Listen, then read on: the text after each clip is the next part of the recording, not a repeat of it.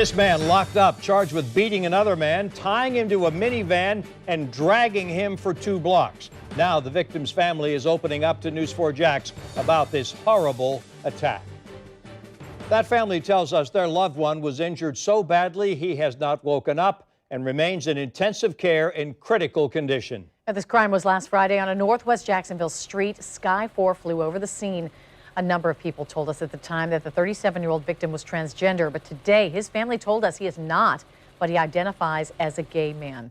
Today, the suspect, 34-year-old Eric Bridges, appeared in court for the first time since his arrest yesterday. News 4 Jax reporter Allison Henning is joining us live. Allison, does the victim's family know anything about Bridges? Well, they told me they're not exactly sure what led up to all of this, but what they have learned about Bridges and what happened here along this roadway, they're telling me it was not a random attack and the two did know each other somehow.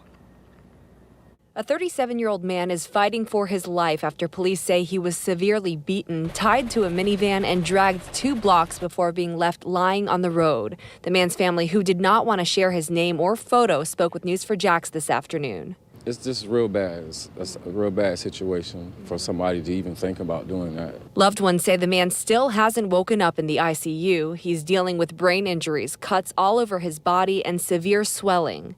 Sunday, police made an arrest in the case, charging 34-year-old Eric Bridges with attempted murder. You can see him in the red jumpsuit making his first appearance in court this morning. What was your reaction when you heard that police got this guy? When the police got him, I was relieved. I felt that, that's where he needs to be, because anybody that does that to another human being, he's an animal and he needs to be locked up. The victim's family says the two were not complete strangers. I guess they knew each other or something like that, and something went wrong.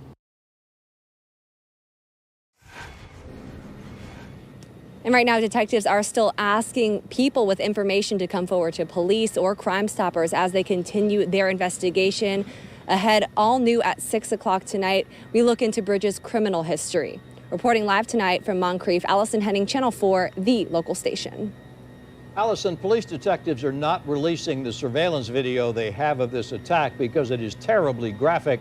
Do you know whether police have let the family see this, or if the family knows anything about what's on the video besides the dragging?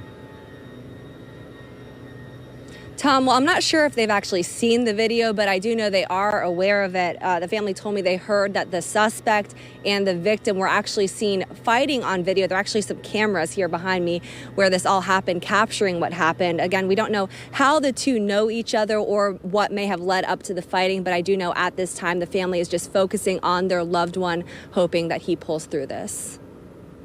Allison Henning reporting to us live from Northwest Jacksonville. Thank you, Allison.